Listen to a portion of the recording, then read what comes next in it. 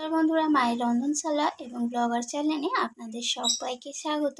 তো প্রতিদিনের মতো আজকেও আরও একটি রেসিপি নিয়ে আমি চলে এলাম। এখানে আমি বানিয়ে নেব একদম অনুষ্ঠান বাড়ির মতো দই কাতলার রেসিপি। তো দেখুন, এখানে আমি কাতলা মাছ নিয়ে নিয়েছি, আর এখানে আমার সব কটা ডাকার পিস আছে। তো মাছগুলোকে ভালোভাবে ধুয়ে আমি পরিষ্কার করে নিয়েছি। আর তার সাথে এখানে দেখুন, একটা ছোট সাইজের পেঁয়াজকে একটু পাতলা করে কেটে নিয়েছি। আর তার সাথে আরও একটি ছোট সাইজের পেঁয়াজকে এটাকে একটু ডুমো করে টুকরো করে কেটে নিয়েছি।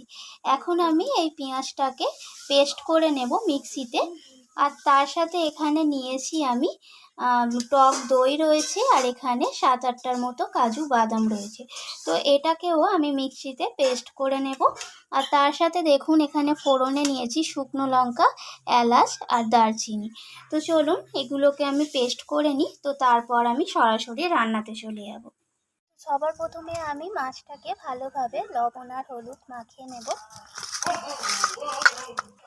আর এখানে আমি উনুনে কড়াই বসিয়ে দিয়েছি। তো কড়াইয়ের মধ্যে সর্ষের তেল দিয়ে দেব। তো তেলটা ভালোভাবে গরম হয়ে যাওয়ার পর আমি একে একে মাছগুলোকে ছেড়ে দেব তেলের মধ্যে। তো তেলটা এখানে গরম হয়ে গেছে, এখন আমি একে একে মাছের পিসগুলোকে ছেড়ে দিচ্ছি। তো মাছগুলোকে আমি উল্টে পাল্টে একটু হালকা করে মাছগুলোকে লালচে করে ভেজে নেব। তো মাছগুলো আমার এখানে ভাজা হয়ে গেছে, আমি এখানে মাছগুলোকে তুলে নেব।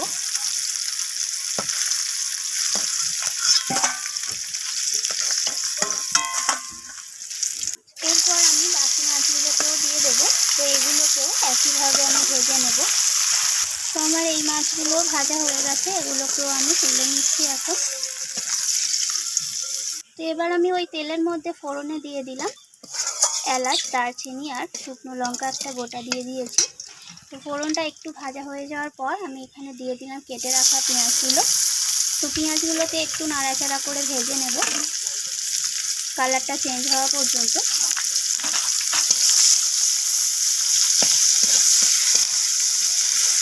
তো এখানে পেঁয়াজটা আমার লালচে করে ভাজা হয়ে গেছে। এখন আমি এর মধ্যে দিয়ে দিলাম যে পেঁয়াজটাকে আমি পেস্ট করে রেখেছিলাম, সেই পেঁয়াজটা আমি এখানে দিয়ে দিলাম।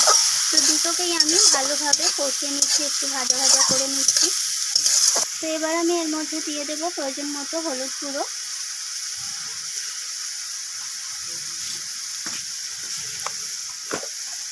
আর দিয়ে দেবো এখানে লাল লঙ্কার গুঁড়ো,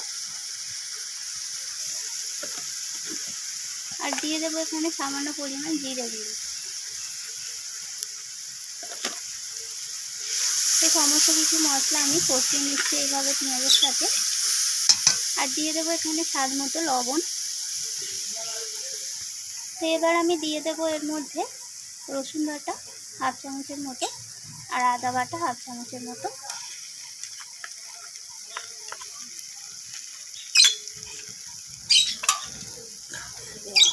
আবারও সব কিছুকে কষিয়ে নেবো এইভাবে। তো এবার আমি এর মধ্যে দিয়ে দেবো 1/2 চামচের মতো চিনি। তো যেহেতু এখানে টক দই পড়বে, তো চিনিটা তার জন্য দিতে হবে, স্বাদের ব্যালেন্সটা হওয়ার জন্য। তো চিনিটা দিয়ে আবারও কষাতে থাকবো আমি। তো মশলা থেকেও তেল ছাড়তে শুরু করে দিয়েছে। তো এখন আমি এর মধ্যে দিয়ে দেব কাজু বাদাম, আর যে টক দইটা আমি পেস্ট করে রেখেছিলাম সেটা দিয়ে দিলাম। তো এবার আমি এটাকে কষিয়ে কষিয়ে রান্না করে নেব কিছুক্ষণ ধরে, যতক্ষণ এর থেকে তেল ছেড়ে আসছে। তো দেখুন, এখানে মশলা থেকে তেল ছাড়তে শুরু করে দিয়েছে খুব সুন্দরভাবে। আর দেখুন মশলার কালারটাও অনেকটা সুন্দর আসতে শুরু করে দিয়েছে। তো এখন আমি এর মধ্যে দিয়ে দেব প্রয়োজন মতো জল, মানে যতটা গ্রেভি হবে সেই অনুযায়ী আমি জলটা এখানে দিয়ে দেব। তো এখানে আমি সমস্ত মশলার বাটি ধোয়া জলগুলোকে এখানে দিয়ে দেব।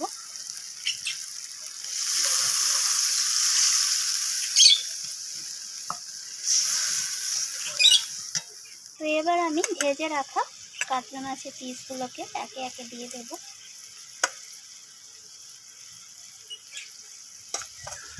তো এবার আমি এটাকে একটু নাড়াচাড়া করে নিচ্ছি মাছটাকে।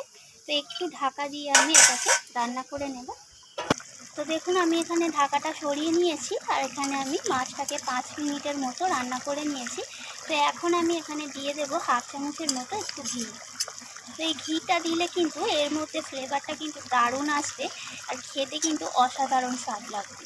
তো এখানে আমার দই কাতলাটা একদম রেডি হয়ে গেছে। এখন আমি এটাকে একটা সার্ভিং প্লেটে সার্ভ করে নেব। দেখুন এখানে তৈরি হয়ে গেল একদম অনুষ্ঠান বাড়ির মতো দই কাতলা রেসিপি। তো দেখুন কালারটা কতটা দারুণ এসেছে, আর রান্নাটি কেমন লাগলো অবশ্যই আমাকে জানাবেন কমেন্ট করে, আর ভালো লাগলে লাইক শেয়ার করতে ভুলবেন না। তো আমার চ্যানেলটিকে সাবস্ক্রাইব করে চ্যানেলটির পাশে থাকার অনুরোধ রইল। আমি আবারও ফিরে আসবো অন্য কোনো রেসিপি নিয়ে। আজকের মতো এইটুকু, ধন্যবাদ বন্ধুরা।